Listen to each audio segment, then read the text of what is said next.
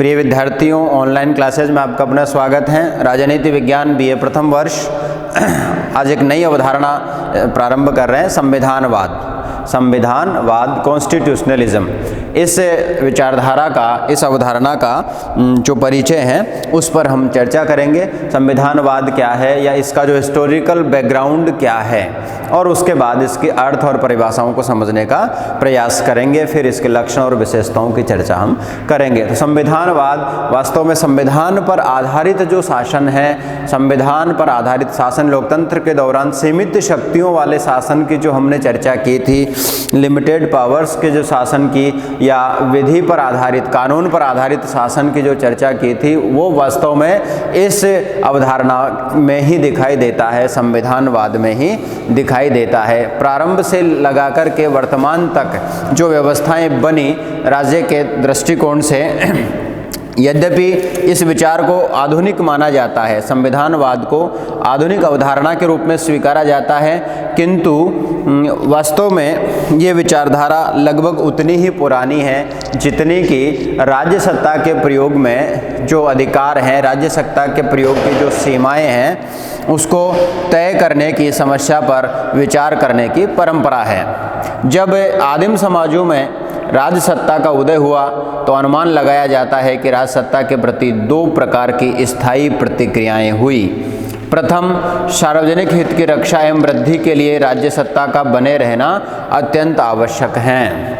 सार्वजनिक हित की रक्षा और वृद्धि की स्थायी स्थापना के लिए राज्य सत्ता का स्थायी रूप से बने रहना आवश्यक है, जो ये साबित करता है कि राज्य के अभाव में व्यक्ति का सर्वांगीण विकास संभव नहीं है या समता का भाव नहीं लाया जा सकता है। राज्य सत्ता के अभाव में केवल शक्ति आधारित व्यवस्था हो जाएगी अगर राज्य सत्ता नहीं होगी। और दूसरी जो प्रतिक्रिया थी वो ये कि शासक द्वारा या राजा द्वारा राज्य सत्ता का निरंकुश, अमर्यादित और स्वेच्छाचारी प्रयोग व्यक्ति की स्वतंत्रता और सार्वजनिक जीवन के लिए, सार्वजनिक हित के लिए घातक हो सकता है। अतः राज्य सत्ता के प्रयोग की सीमाएं और मर्यादाएं निश्चित की जानी चाहिए। सुनिश्चित होना चाहिए कि राज्य सत्ता के द्वारा किस मात्रा में, किस सीमा तक सत्ता का उपयोग किया जाएगा, उपभोग किया जाएगा। राज सत्ता के प्रति आदिम समाजों की इस दूसरी प्रतिक्रिया ने ही उस राजनीतिक चिंतन की परंपरा को जन्म दिया जिसका विकास आधुनिक युग में संविधानवाद के रूप में हुआ। अर्थात शासन की शक्तियों को मर्यादित करने की जो व्यवस्था है, जो परंपरा है, उस व्यवस्था और उस परंपरा ने ही संविधानवादी अवधारणा को जन्म दिया। मानव द्वारा राज्य सत्ता के अत्याचार और दुरुपयोग से बचने के ऐतिहासिक प्रयत्नों के निचोड़ के स्वरूप ही संविधानवाद जो है प्रारंभ हुआ है। कुल मिला के हमें यहाँ पर यह समझना होगा कि संविधानवाद, यद्यपि भले ही पूर्व राजनीतिक चिंतन में इस शब्द का प्रयोग नहीं किया गया हो, लेकिन वास्तविकता यह है कि ये प्रतिक्रिया निरंतर प्रारंभिक समाजों में, आदिम समाजों में भी बनी रही, और तब से बनी रही जब से राज्य सत्ता का उद्भव हुआ, विकास हुआ, कि राज्य सत्ता द्वारा कितनी मात्रा तक सत्ता का प्रयोग किया जाए, कितनी मात्रा तक शक्ति का प्रयोग किया जाए, और किस सीमा तक नागरिक अधिकारों का जो है वह दुरुपयोग किस प्रकार से राज्य सत्ता से रोका जा सके, या राज्य सत्ता को कैसे मर्यादित करके उसे सार्वजनिक हित की रक्षा के नाम की वृद्धि करवाई जा सके। तो ये एक अति प्राचीन परंपरा के रूप में मौजूद रहा, और वर्तमान में इससे ही आपके संविधानवादी विचारधारा का विकास होता है।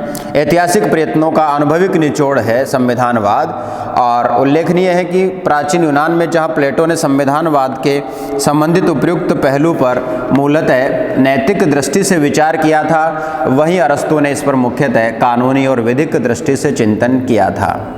अरस्तु से प्रारंभ हुए इस विधिक दृष्टिकोण एवं परंपरा को ही आधुनिक संविधानवाद का आधार माना जाता है, क्योंकि नैतिकता के साथ उसका कानूनी आधार प्रारंभ करने का श्रेय अरस्तु को यहाँ पर दिया जाता है, क्योंकि अरस्तु ने उसे विधिक आधार पर स्वीकार किया था, न केवल नैतिक या किसी दैवीय आधार पर इसको स्वीकार किया था कि कानूनी आधार पर राज्य सत्ता की शक्तियाँ मर्यादित होनी चाहिए, या यूँ कहें कि राजा का, शासक का जो है नियंत्रण कानून के द्वारा होना चाहिए, उसकी निरंकुशता पर रोक होनी चाहिए, जिससे राज सत्ता स्वेच्छाचारी नहीं हो। यद्यपि संविधानवाद आधुनिक संविधानवाद के अनेक आधार है, किंतु इसका एक मूल आधार विधि का शासन ही माना जाता है। लोकतंत्र के दौरान भी हमने बीच में ये चर्चा किया था कि लोकतंत्र, विधि का शासन और संविधानवाद, यद्यपि हम तीनों अवधारणाओं को अलग अलग करके देखते हैं, अलग अलग करके पढ़ते हैं और अलग अलग करके ही समझने का प्रयास करते हैं, लेकिन वास्तव में एक पीक पॉइंट पर जाके तीनों विचारधाराओं का ऐसा समायोजन और ऐसा विवेकपूर्ण समन्वय दिखाई देता है जहाँ से हम उनको पृथक नहीं कर पाते हैं या सहज नहीं होता है उसको पृथक कर पाना, क्योंकि संविधानवाद सीमित शक्ति के शासन की अवधारणा पर विश्वास करता है और सीमित शक्ति का शासन यही है कि शासक को विधि की मर्यादा का पालन करना पड़ेगा, और ये सब कुछ लोकतंत्र में ही संभव है। अतः जहाँ पर लोकतंत्र है वहाँ पर संविधानवाद के दर्शन हो सकते हैं, और जहाँ पर संविधानवाद है वहाँ पर विधि शासन की अवधारणा के दर्शन हो सकते हैं। यद्यपि तीनों विचार, तीनों अभिव्यक्तियाँ, तीनों अवधारणाएं अलग अलग स्वरूपों में दिखाई देती है, किंतु वास्तव में पीक पॉइंट पर तीनों ऐसे विवेकपूर्ण समन्वय के रूप में दिखाई देती है जहाँ से इसको सहजता से पृथक नहीं किया जा सकता है। और इसी बात को शायद यहाँ पर प्रकट किया गया है कि आधुनिक संविधानवाद के अनेकों आधार है, किंतु वास्तव में इसका मूल आधार विधि का शासन है, और विधि का शासन ही सीमित शक्ति वाले शासन की स्थापना करता है, शासक के स्वेच्छाचार पर रोक लगाता है, और ये सारी प्रक्रियाएं आपको लोकतंत्र में ही दिखाई देती हैं। प्राचीन काल से संविधानवाद का एक निश्चित और दार्शनिक आधार रहा है, जिसे हर आधुनिक युग में उदारवादी दार्शनिक आधार भी कह सकते हैं। प्रारंभ से एक मान्यता रही है कि राजसत्ता की समस्त पवित्रता और उपयोगिता के बावजूद उसे पूर्णतः अनियंत्रित और अमर्यादित नहीं छोड़ा जा सकता है। वस्तुतः प्राचीन काल से ऐसे विभिन्न उपायों पर विचार किया जाता रहा है जो राजसत्ता को प्रभावी ढंग से नियंत्रित करने में व उसके सदप्रयोग में सहायक हों। इस दृष्टि से प्राचीन काल से ही राजसत्ता पर नैतिक अधिबंधनों और धर्मशास्त्रीय अधिबंधनों के साथ ही शाश्वत विधि, प्राकृतिक विधि, देवीय विधि, लौकिक विधि यानी मानवीय विधि के अधिबंधनों आदि के रूप में विभिन्न उपायों पर विचार करने की एक लंबी परंपरा दिखाई पड़ती है। जब लिखित कानूनों की, संविधानों की प्रथा राजसत्ता के दौरान नहीं होती थी, या यूँ कहें कि राजा और राज्य के लिए उस पर अधिबंधन या उस पर मर्यादाएं आरोपित करने के लिए लिखित कानून और संविधान नहीं होते थे, तो भी राजा को बहुत प्रकार से मर्यादित करने का प्रयास लोक मान्यताओं के आधार पर, डिवाइन लॉज के आधार पर, देवीय कानूनों के आधार पर, नेचुरल लॉज के आधार पर, शाश्वत और प्राकृतिक कानूनों के आधार पर राजा की शक्ति को अधिबंधित करने का प्रयास किया जाता रहा है। निश्चित रूप से ये जो परंपरा थी, ये पश्चिमी राज्य साहित्य के राज्य चिंतन के साथ भारतीय राजशास्त्र के चिंतन में एक बहुत ही विशद और विशाल परंपरा के रूप में और मान्यता प्राप्त परंपरा के रूप में ये मौजूद रही है। यद्यपि संविधानवाद आधुनिक राजनीति शास्त्र का या पश्चिमी राजनीति शास्त्र का गढ़ा हुआ शब्द है, लेकिन उससे इतर अगर हम राजनीति विज्ञान के इतिहास की, उसके हिस्टोरिकल बैकग्राउंड की बात अगर हम करते हैं तो निश्चित रूप से भारतीय राजनीतिक चिंतन के इतिहास में इस विचारधारा के जो बीज हैं वो अति प्राचीन हैं, क्योंकि राजा की शक्तियों पर नैतिक अधिबंधन लगाए गए, उस पर नेचुरल लॉज के जो रेस्ट्रिक्शंस उस पर लगाए गए, उस पर डिवाइन लॉज के रेस्ट्रिक्शंस लगाए गए, उस पर जो है न्याय की रक्षा का जो है अधिबंधन उस पर लगाया गया, या यूँ कहें कि एक लंबी और स्वस्थ परंपरा के रूप में जो है संविधानवाद का मौलिक स्वरूप भारतीय व्यवस्था में और प्राचीन भारतीय राजनीतिक चिंतन में निश्चित रूप से दिखाई देता है। इसमें कोई दो राय नहीं है। हाँ, नए शब्दावली के रूप में हम संविधानवाद का जिक्र यहाँ पर कर रहे हैं। तो आधुनिक युग में मानव निर्मित विधि का जब प्रचलन प्रारंभ हुआ, मैन मेड लॉज जब बनने लगे, जिसको आज के शब्दावली में हम संविधान और कानून कह रहे हैं, तभी इसी को मुख्य आधार संविधानवाद का माना गया, जिसे हम संविधानवाद की कानूनी अवधारणा या विधिक अवधारणा कह सकते हैं। किंतु व्यवहार में स्वयंलौकिक विधि की पृष्ठभूमि में भी मैं सदैव ही नैतिक और मूल्यात्मक अन्वेषण, मूल्यात्मक दृष्टिकोण, नैतिक और आदर्शात्मक दृष्टिकोण मौजूद रहे हैं। अतः विधि के साथ ही मूल्य को भी संविधानवाद का आधार माना जा सकता है, माना जाता है। इस प्रकार संविधानवाद विधिक अवधारणा के साथ ही मूल्यात्मक अवधारणा भी हैं। दो शब्द हम यहाँ पर काम में ले रहे हैं, विधिक अवधारणा और मूल्यात्मक अवधारणा। तो संविधानवाद किनसे बना?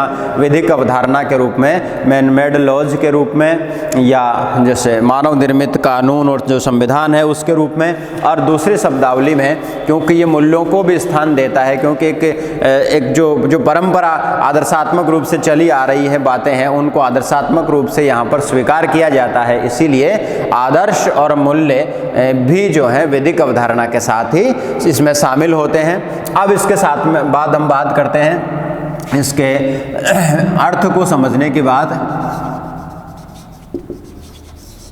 मीनिंग और डेफिनेशन यहाँ पर हम समझते हैं। अर्थ और परिभाषा, अर्थ एवं परिभाषा। मुख्यतः दो अर्थ यहाँ पर संविधानवाद के किए जाते हैं। पहला अर्थ जो है सीमित अर्थों में, सीमित अर्थ हैं, और जो दूसरा है वो व्यापक अर्थ है, व्यापक अर्थ है। सीमित अर्थों में जो संविधानवाद हैं, सीमित अर्थों में संविधानवाद का तात्पर्य ऐसी शासन प्रणाली जो एक संविधान पर आधारित हो, जो एक संविधान पर आधारित हो, वही संविधानवाद हैं। लेकिन इससे एक बहुत बड़ी बात निकल के सामने आती है कि स्वयं संविधान का आधार ही विधि शासन पर आधारित नहीं हो, ऐसा संभव होता है। पिछले बिंदु के रूप में जब हमने अधिनायकवाद की बात की थी, तो अधिनायकवादी जो शासन है, तो संविधान का आधार, जैसा कि हमने कहा कि विधि शासन में दिखाई दे रहा है, अभी अभी हमने चर्चा किया कि विधि शासन में संविधानवाद है या विधि शासन पर आधारित संविधान ही संविधानवाद है। तो संभव है कि अधिनायक का अपना संविधान हो, समग्रतावादी राज्यों का अपना संविधान हो, जहां विधि शासन की अवधारणा में कोई आस्था ही न रही हो, वहां पर सीमित अर्थ थोड़ा फ्लक्चुएट कर जाता है। तो यहां पर हमें व्यापक अर्थों की आवश्यकता पड़ जाती है। तो सीमित अर्थ में संविधानवाद का अर्थ एक ऐसी अवधारणा है जो संविधान के अनुसार शासन चलाती है या संविधान के अनुसार शासन पर बल देती है। यहाँ पर दो विद्वान कोरी और अब्राहम का जिक्र कर रहे हैं। स्थापित संविधान के अनुसार शासन किए जाने को संविधानवाद कहते हैं। हमने कहा संविधान पर आधारित, अर्थात स्थापित संविधान के आधार पर जो है शासन किए जाने की अवधारणा ही संविधानवाद कहलाती है। लेकिन प्रश्न ये है कि क्या वह स्वयं संविधानवाद विधि शासन पर आधारित हैं? अगर संविधानवाद विधि शासन पर आधारित नहीं है तो वास्तविक अर्थों में वह संविधानवाद नहीं है। जैसा कि समग्रतावादी राज्यों में संविधान का आधार ही अधिनायक की इच्छा होती है। वहाँ पर हमने बड़ा विस्तार से जिक्र किया है पिछली अवधारणा में, अधिनायकवाद में, कि शासक की इच्छा ही कानून होती है, शासक की आज्ञाएं सर्वोपरि होती है, शासक सर्वोपरि होता है और जन इच्छा पर नहीं होता है। शासन का आधार कानून न होकर अधिनायक की इच्छा होती है। तो ऐसी स्थिति में क्या वास्तविक संविधानवाद वहां पर होगा? क्योंकि संविधानवाद का जो विधिक आधार है वो है विधि का शासन। किंतु संभव हो कि स्वयं संविधान का निर्माण निरंकुश तंत्र की स्थापना करता हो, जैसा कि हम जिक्र कर रहे हैं, तब उसे संविधानवाद कहना ज़्यादा उचित नहीं होगा। वस्तुतः संविधानवाद की एक पूर्ववर्ती शर्त है संवैधानिक शासन की स्थापना। संविधानवाद की पूर्व शर्त है संवैधानिक शासन की स्थापना, अर्थात सरकार या शासन ऐसा होना चाहिए जिसकी शक्तियां सीमित हों और वह अपने कार्यों के लिए जन समूह अर्थात शासित वर्ग के प्रति उत्तरदायी हों। तो पूर्ववर्ती शर्त हो गई संविधानवाद या संवैधानिक शासन की स्थापना। उदाहरण के लिए नाजी जर्मन का नाजी अपना संविधान था, इटली का जो नेता हिटलर था उसका भी निरंकुश शासन था, जिससे साधारणतः हिटलर शाही के रूप में वहाँ पर संवैधानिक शासन नहीं था। इटली में फासिस्ट थे। अतीत में सोवियत संघ में संविधान था, किंतु साम्यवादी दल के नेतृत्व और दुनिया का सबसे पहला जनतांत्रिक शासन भी कहा, किंतु संविधानवाद का वहाँ पर अभाव था। इस प्रकार उन उदाहरणों से अधिकांश पश्चिमी विद्वान मानते हैं कि इस निष्कर्ष निकलता है कि संविधानवाद का सीमित अर्थ एवं व्याख्या जो है वो दोषपूर्ण है। तो इसके व्यापक अर्थ अधिक उदार और सारपूर्ण है। व्यापक अर्थ के अनुसार व्यापक जो अर्थ है वहाँ पर मूल आधार तो यही है कि संविधान पर आधारित शासन होगा, लेकिन इसकी पूर्व शर्त है। व्यापक जो अर्थ है संविधानवाद का, उसमें मूल बात तो यही है जैसा कि सीमित अर्थ में है कि संविधान पर आधारित शासन हो, लेकिन इसकी पूर्व शर्त ये है कि जो शासन है, जो संविधान है वह संवैधानिक हो और ऐसा संवैधानिक शासन की स्थापना यहाँ पर की जानी चाहिए उस संविधान के द्वारा जो शासक वर्ग की स्वेच्छाचारिता पर रोक लगाता हो, शासक वर्ग की स्वेच्छाचारिता पर रोक लगाता हो या निरंकुशता पर रोक लगाता हो। शासक दल, शासक वर्ग जिस भी स्वरूप में मौजूद हो वह निरंकुश नहीं हो, उसको जो है स्वेच्छाचारी नहीं हो, उचित और मर्यादित शासन की स्थापना करते हों। यहाँ पर प्रोफेसर वेयर, केसी वेयर की परिभाषा बहुत ही महत्वपूर्ण परिभाषा है। संविधानवादी शासन का अर्थ है कि संविधान के कानूनों के अनुसार शासन किए जाने से कुछ अधिक हैं, जिसका अर्थ है कि स्वेच्छाचारी शासन के विपरीत प्रकृति वाले कानूनों के अनुसार शासन करना, यानी कि स्वेच्छाचार पर आधारित, अधिनायकवाद पर आधारित शासन नहीं होना चाहिए। इस प्रकार संविधानवाद सीमित शक्तियों वाले शासन के विचार पर बल देता है। संविधान के अंतर्गत शासन पर दो प्रकार की मर्यादाएं लागू की जाती हैं, शक्तियों का निर्धारण करके तथा उनके प्रयोग की सीमा तय करके। शासन किस मात्रा में राजसत्ता का प्रयोग करेगा और किस प्रकार से उनका प्रयोग किया जाएगा, ये दो मर्यादाएं संविधानवाद के पहलू हैं, जिसका अर्थ है कि स्वतंत्रता संबंधी और प्रक्रिया संबंधी। इस प्रकार व्यापक अर्थ में संविधानवाद केवल ऐसे सीमित शासन पर बल नहीं देता है जो नागरिक स्वतंत्रताओं का रक्षक हो, अपितु नागरिकों की अनियंत्रित स्वतंत्रता और स्वेच्छाचारिता को भी नियंत्रित करता है। न केवल शासक की बल्कि नागरिकों की बात भी यहाँ पर की जा रही है। यहाँ राउसेक की परिभाषा महत्वपूर्ण है। एक अवधारणा के रूप में संविधानवाद अनिवार्य रूप से सीमित सरकार, शासन व शासित के ऊपर नियंत्रण की व्यवस्था है। इस प्रकार परिभाषाओं के आधार पर संविधानवाद की कुछ मुख्य बातें वो ये, प्रथम ये कि संविधान व्यक्ति के स्थान पर संस्थाओं के माध्यम से, संविधानवाद व्यक्ति के स्थान पर संस्थाओं के माध्यम से शासन चाहता है। संस्थाओं के माध्यम से शासन, महत्वपूर्ण बात संविधानवाद की, व्यक्ति का शासन न होकर के संस्थाओं का शासन होना चाहिए, सबसे महत्वपूर्ण बात। दूसरी बात, संस्थाओं का संगठन शक्तियों और कार्यों को विधि द्वारा निश्चित होना चाहिए। जो शासन की संस्थाएं हैं उनका संगठन, शक्तियां, कार्य और प्रक्रिया किस प्रक्रिया से वो कार्य करेंगे, विधि द्वारा निर्धारित होने चाहिए, विधि द्वारा, कानून द्वारा निर्धारित होने चाहिए, कानून द्वारा, विधि द्वारा निर्धारित होना चाहिए। क्योंकि अगर विधि द्वारा निर्धारित नहीं होंगे तो उन संस्थाओं को चलाने वाले जो अधिकारी तंत्र हैं वो असीमित प्रयोग कर सकते हैं, निरंकुश हो सकते हैं। तो इनकी मर्यादाएं विधि द्वारा निर्धारित होनी चाहिए और विधि ऐसी होनी चाहिए जो व्यक्ति की स्वतंत्रता, विधि ऐसी हो जो व्यक्ति की स्वतंत्रता और समानता की रक्षक हों, जो व्यक्ति की स्वतंत्रता और समानता की रक्षक हों।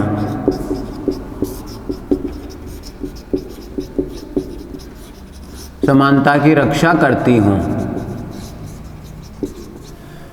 विधि, स्वतंत्रता और समानता, जो कि जैसा कि हम लोकतंत्र में चर्चा कर रहे थे, और इसका उद्देश्य जो है व्यक्तिगत हित के बजाय सामाजिक हित की वृद्धि करना हो।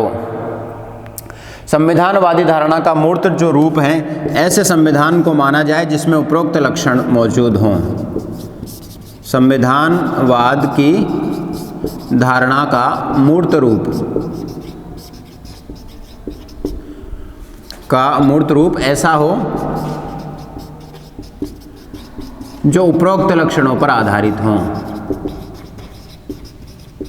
उपरोक्त लक्षणों पर आधारित हों, अर्थात उपरोक्त लक्षण जहां पर पाए जाते हों मुख्य रूप से वही संविधानवाद है। तो सीमित अर्थ और व्यापक अर्थ में ये अंतर दिखाई देता है, और इस रूप में जो है संविधानवाद को हमें समझना है।